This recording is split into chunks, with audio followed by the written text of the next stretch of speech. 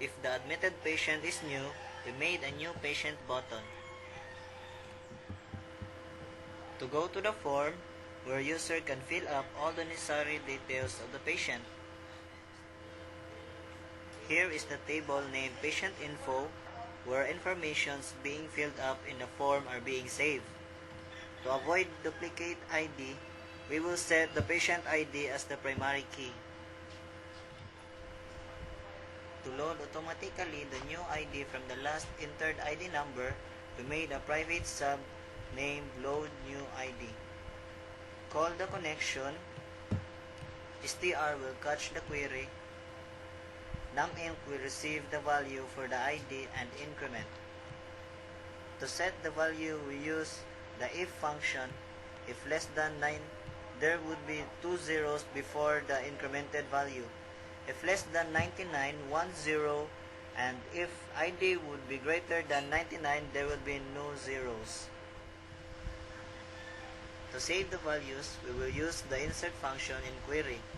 This part, insert into table name, which is patient info, then the column name, values, then the specific containers for the values that corresponds to the column name you want to be saved.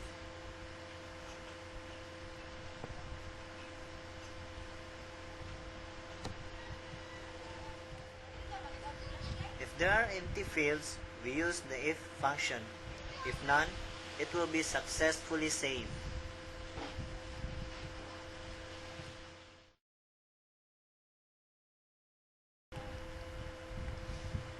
Here is the table named Admission, where informations from the Admit form will be saved with the fields of mid-case number, date admitted, findings, patient ID, name, address, contact room, bed number. To avoid duplicate IDs, we will set mid-case number as the primary key. If the patient already has a profile, the user would go directly to the admission form. Same as the new patient form, we would also load the new ID from the last ID number in the admission table. This section was discussed in the new patient information. To load all the patient's ID to the combo box from the patient info, we made a private sub named Load Patient ID. In display member, this refers to entries in column name named Patient ID. To display the needed information under the selected patient ID, we will put the codes in search button. Call the connection. Draw emphasizes the rows or entries of specified value. This part refers to the containers where the items being selected are being displayed. For the room and bed ID, we made a table named Vacant with fields of bed ID and description. Vacant rooms will be displayed in a data grid view.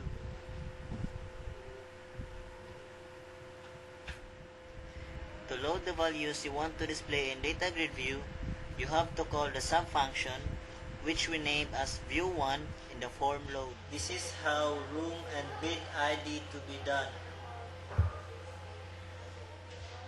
To shift the contents selected in data grid view to the form,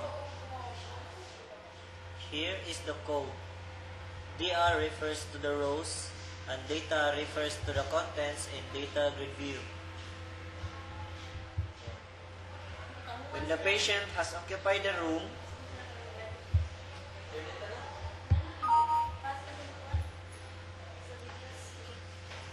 the room selected in vacant rooms display must be removed so that there would be no instances that two patients can occupy the same bed ID at the same time.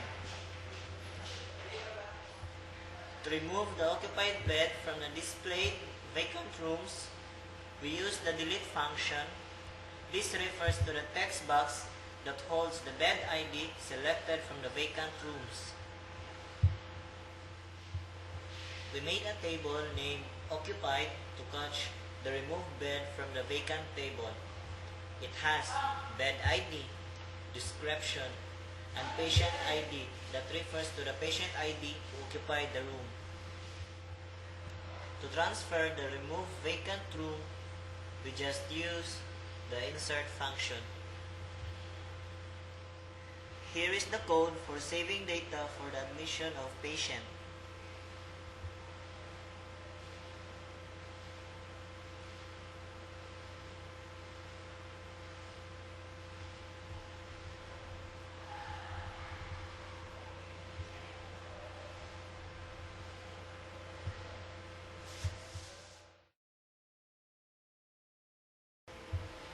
For adding new bed, we will also need to generate new ID and description refers to if the bed is under private or ward room.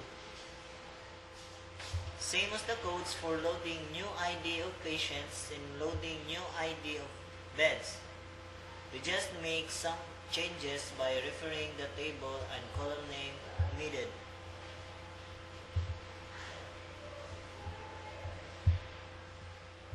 Filled up data for bed will be saved in vacant table.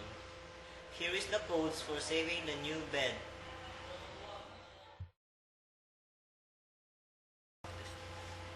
This is the form for adding new doctor.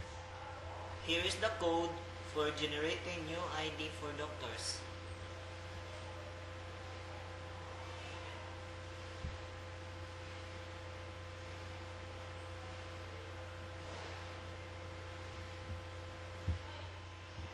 Here is the codes for saving the new doctor. Table name doctor holds the data filled up and add new doctor form.